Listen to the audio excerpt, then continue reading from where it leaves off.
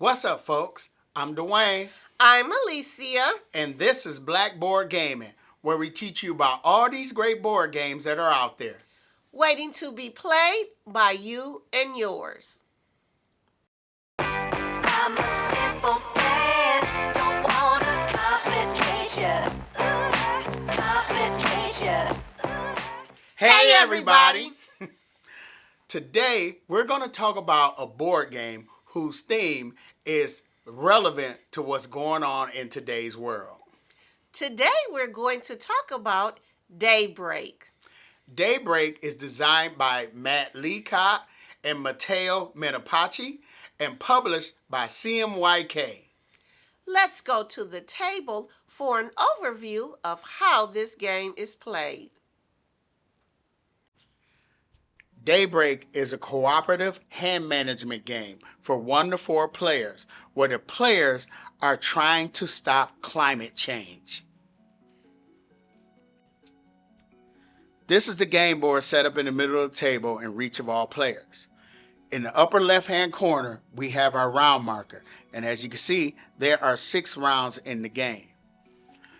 In order to win this game, we are trying to reach drawdown, which is the moment that the players can collectively remove more carbon emissions from the atmosphere than produced in the given round. And if we are unable to do that by the end of round 6, we will lose the game. And that's one of 3 ways we can lose at this game.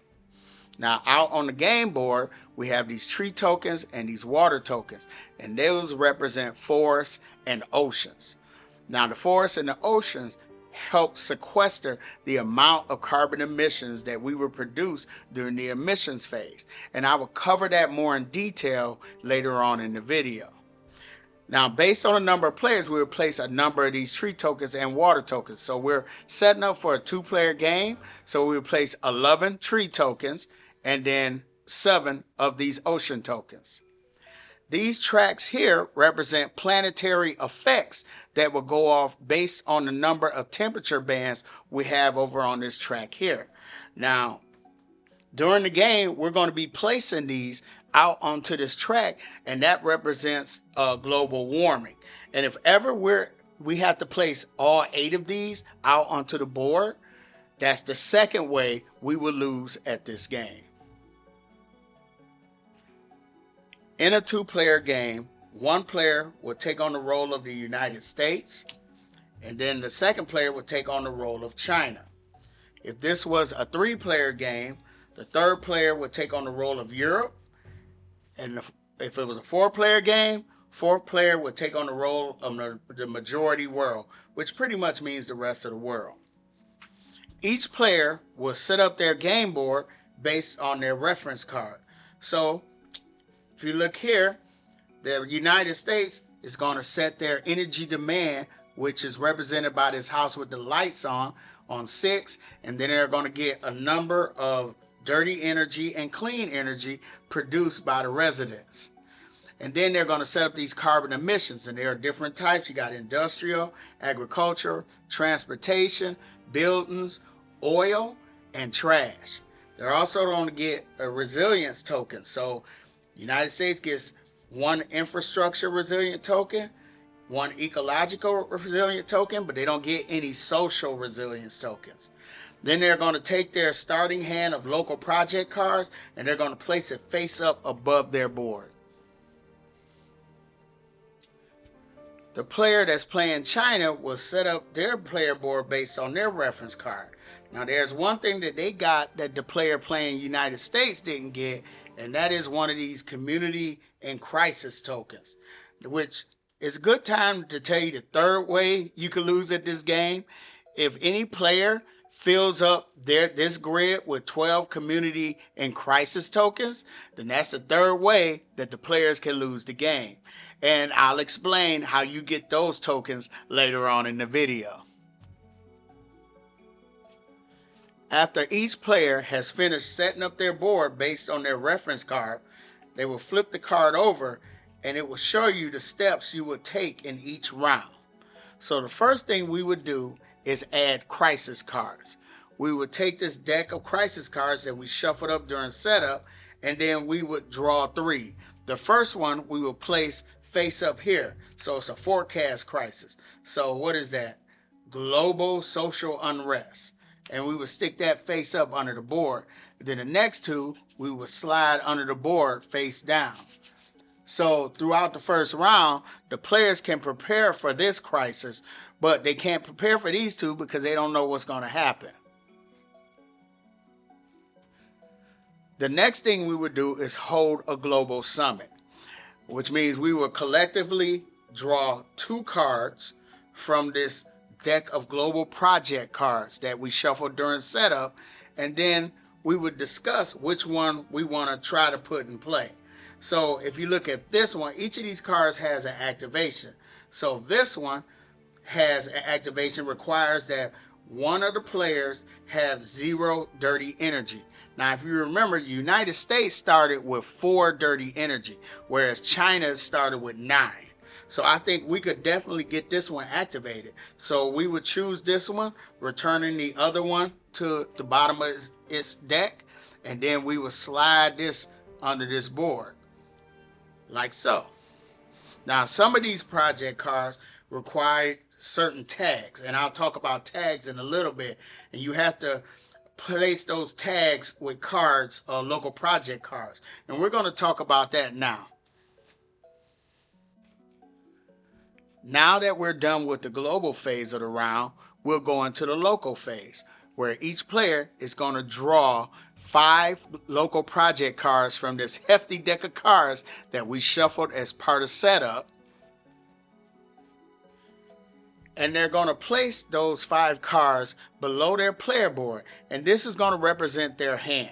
So every player is going to place their hand face up because everything's open information. Now, there is no limit to the number of cards you can have in your hand, but you can only have 5 cards in play. Once all players have drawn their 5 cards, we can go into the second half of the local phase, and that's where all the players will play cards and take actions in any order. Now, there are 3 different types of actions you can take. The first one is to activate a local project card. Now, remember, all the players have their 5 starting local projects, so these are considered already in play. So I can activate one of these actions, like this one. I can discard a card to get rid of a dirty energy per that type of tag on the card.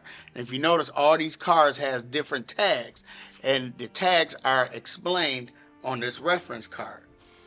And I can take this action as many times as I want, as long as I can pay for it.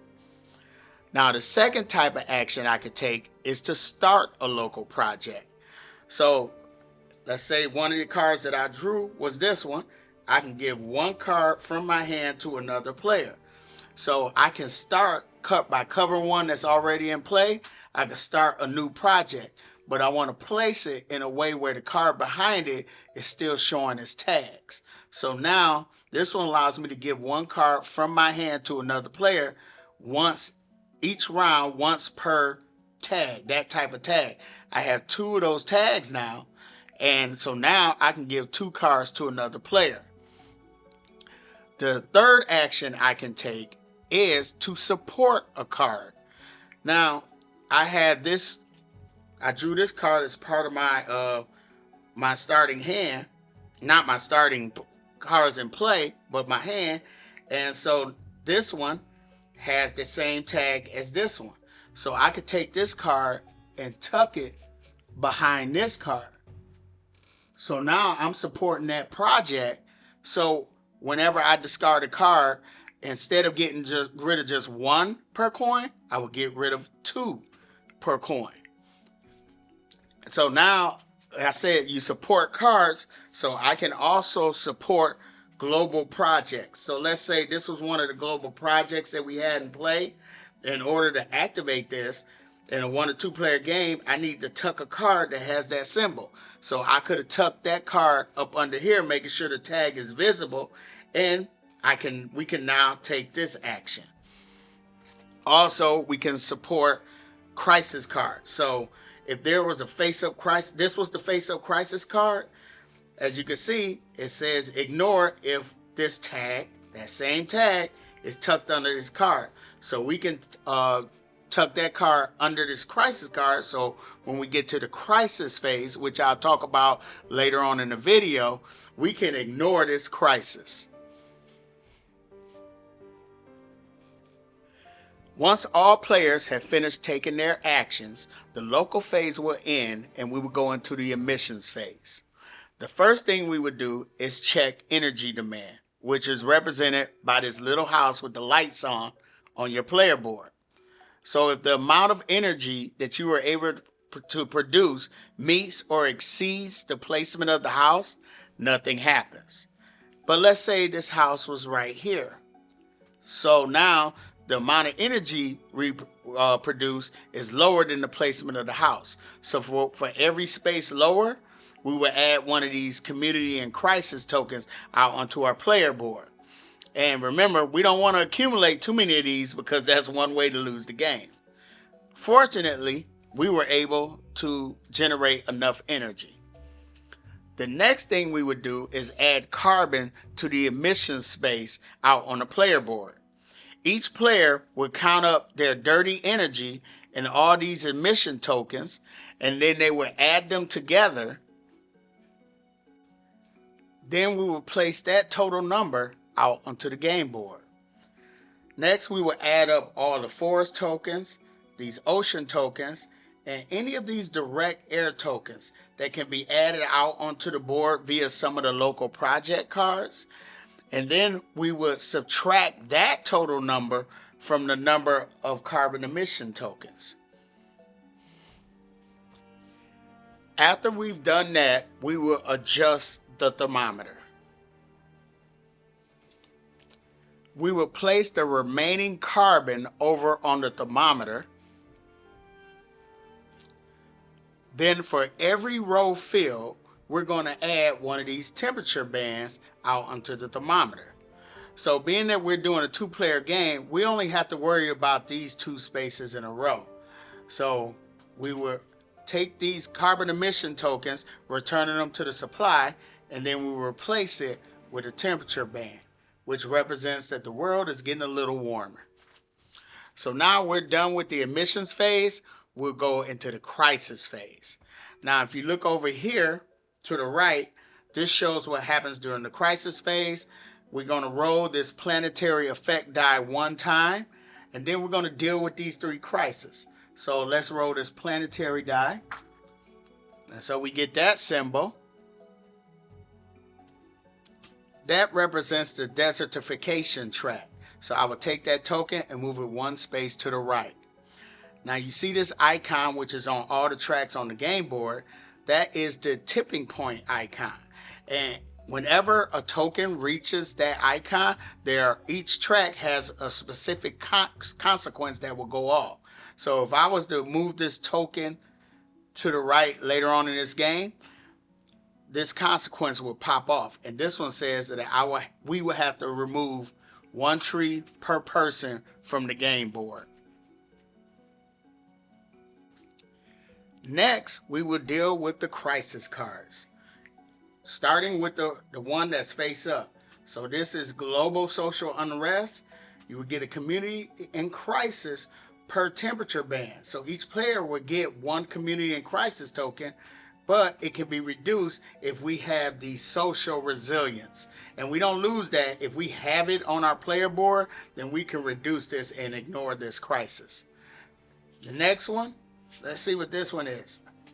This one is floods. So we would discard one card from our play area or hand per temperature band, but we can reduce that by a infrastructure token, a resilience token. So we can ignore that if we have one of those on our player board. Now this one is global financial crisis, and minus one card. The next round, we draw one less card. Now, this is one of those cards that we can tuck a support. So we will ignore this if we get to place two of those tags up under this card. The last phase of the round is the growth phase. First, we would check to see if we won, which we didn't.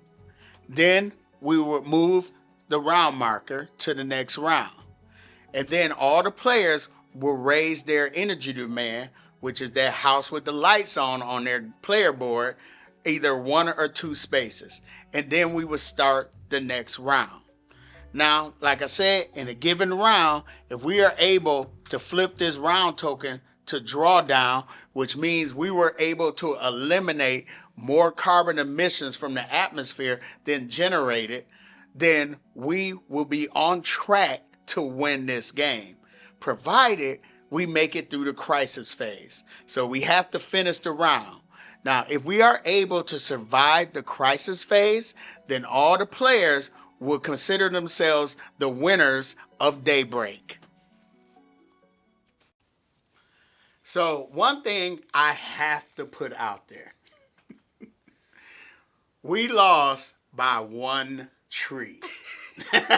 Okay, now we've played this game 3 times. First 2 times, we lost so bad. But the 3rd time, We came close. we came so close because, like I said, what your objective is to reach drawdown by the end of round 6. We were in round 6. And we did manage to get rid of our carbon emissions. Yeah, but evenly. But you have to get rid of more than you produce. We got rid of it evenly. So I was like, we're not going to win this, because we weren't able to get drawdown. But I took a turn. I looked at the crisis cards just to see if we would have survived, and we would have survived.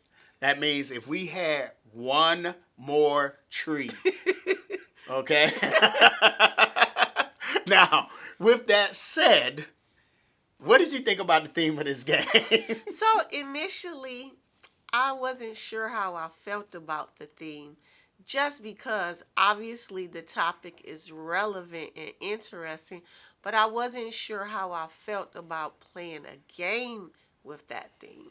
No, I get it, because usually when we play a board game, we usually like doing something that like kind of escapism. Like we're going to some fantasy world, or we're on a spaceship, or walking through the woods, something like that. This is not, if that's what we're looking for, this is not that game. No, it's not.